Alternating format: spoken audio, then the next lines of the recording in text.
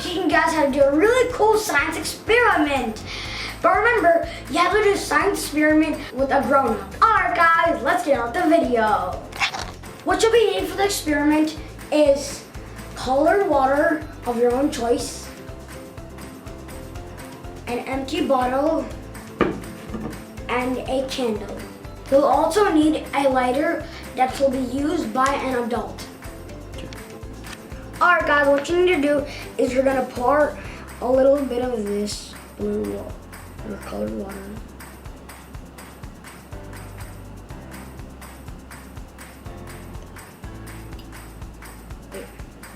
And carefully put your empty bottle on top of the candle.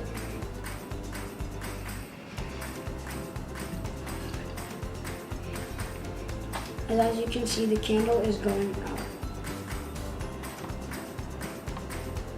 There. When I put the bottle over the candle, slowly the water rose up. This happens because fire needs oxygen to survive. When I put the bottle over the candle, it cut off the fire's oxygen supply. Since fire needs oxygen to survive and stay lit, it tried to get oxygen from the bottom, but instead it sucked up the water from the bottom. That is why the water goes into the bottle.